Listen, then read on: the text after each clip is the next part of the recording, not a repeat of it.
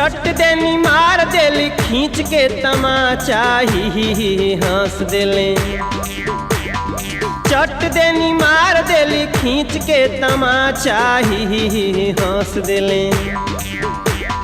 ही हंस देले ही हंस देले रिंकिया के पापा ही हंस देले। रिंकिया के पापा ही हंस देले। रिंकिया के पापा ही हंस देले। रिंकिया के पापा ही हंस देले।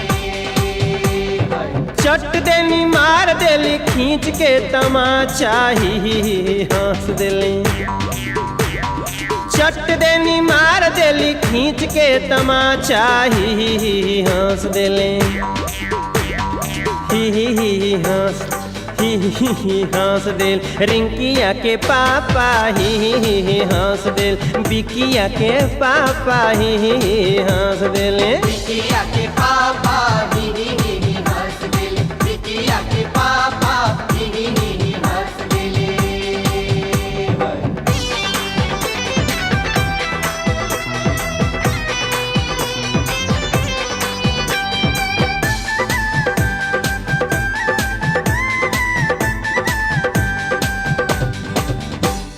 सुनीला की मर्द के ना नाम लिहल जाला। सुनीला की मर्द के ना नाम लिहल जाला। इनके बिना नाम लिहले कुछो ना कहाला। इनके बिना नाम लिहले कुछो ना कहाला। सुनीला की मर्द के ना नाम लिहल जाला। इनसे बिना नाम लिहले कुछो ना कहाला। नाम लेके कहेली कि चाय दो जरा सा। नाम लेके कहेली कि चाय दो जरा सा ही हंस देले।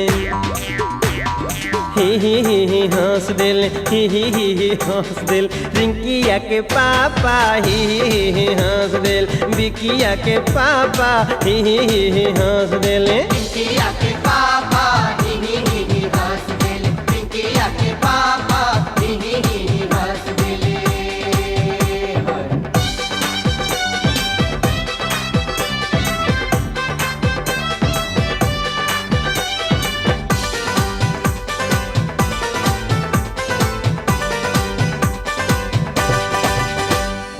चोख चोख नकिए पर रहे उनका गुस्सा। चोख नकिए पे रहे उनका गुस्सा। प्यार में वो पीट के छोड़ाए देली भूसा। पीट के छुड़ाए देली भूसा। एक दिन चोन्हाए के वो पूछ दिहली प्यार में। जुटल रहे घर सारा ओह दिन वो सार में। डार्लिंग अपनी शादी में तुमने क्यों नहीं नाचा। डार्लिंग अपनी शादी में तुमने क्यों नहीं नाचा ही हंस दिल। ही हंस दिल ही हंस दिल चंदन हवा के पापा ही हंस दिल चंदन हवा के पापा ही चंदनवा के पापा ही हंस देले। चंदनवा के पापा ही हंस देले।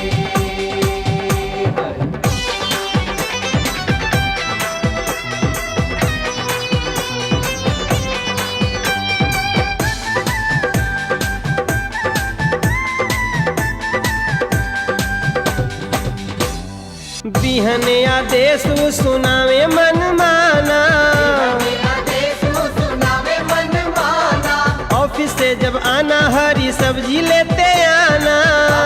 जब आना हरी सब्जी लेते आना। कहे घर में पहनूंगी मैं लूज पैजामा। सूट सलवार चोली का नहीं जमाना। जवन इनकर मान करे कह देली साफा। जवन इनकर मान करे कह देली साफा ही हंस देली।